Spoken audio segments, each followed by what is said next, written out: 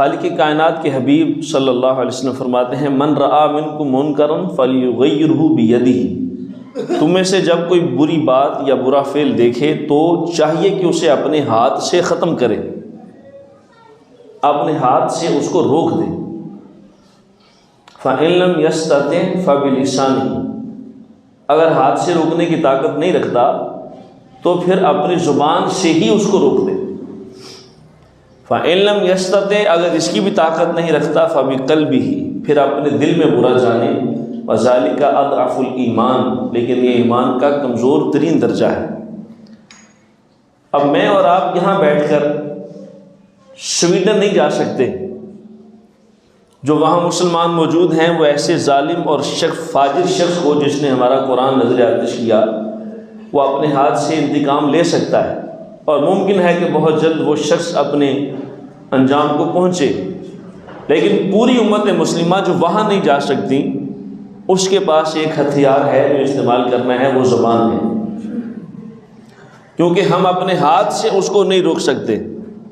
لیکن زبان سے کم از کم اس کو برا کہہ سکتے ہیں، اس کی مذمت کر سکتے ہیں، اس کے خلاف احتجاج کیا جا سکتا ہے۔ تو الحمدللہ لاہور کے اندر بے شمار مذہبی تنظیموں نے آج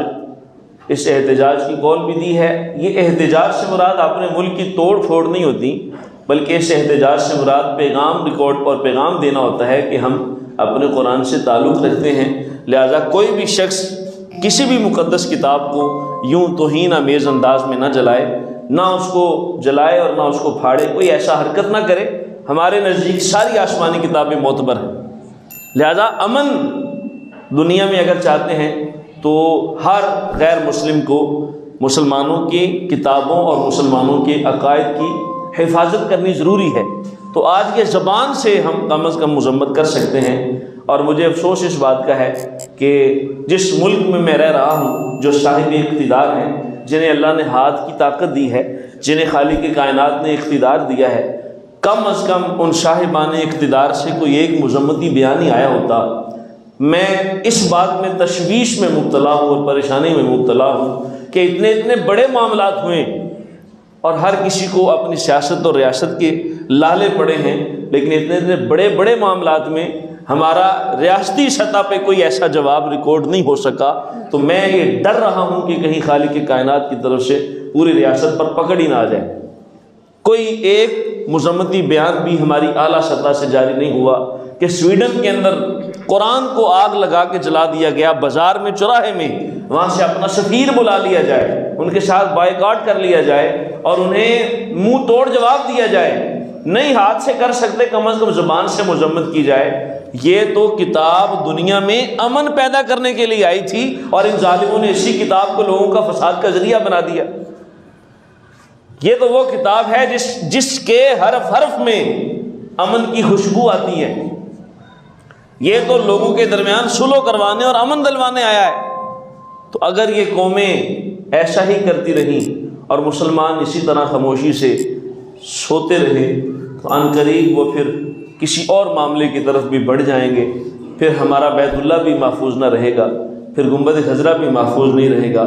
اس لیے امت مسلمہ کے کم از کم صاحبان اقتدار کو یہ چاہیے کہ اپنی زبان سے کم از کم بولیں اور مذمت کریں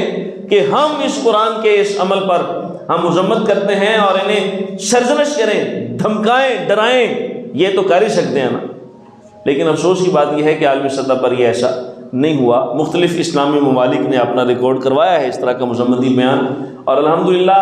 جہاں جہاں مسلم ممالک میں مذہبی تنظیمیں ہیں وہ اپنا کردار اس حوالے سے ادا کر رہی ہیں۔ تو میں آج آپ کے سامنے یہ درد رکھنا چاہتا تھا جو میں نے آپ کے سامنے رکھا، تاکہ ہم اپنے اعتبار سے سرخرو ہو جائیں، خالق کائنات ہمیں کوئی ایسی طاقت عطا فرمائے کہ ہم اپنے ہاتھ سے، اپنی زبان سے، اپنے کردار اور فعل سے ہم اپنے خالق کائنات کے اس قرآن کی عظیم کتاب کی حفاظت کر سکیں۔ ہم نے کیا کرنی ہے؟ ہم تو کوشش ہی کر سکتے ہیں۔ ہم بہترین طریقہ یہ ہے اس کی حفاظت کا کہ ہم اپنا تعلق اپنے قرآن سے مضبوط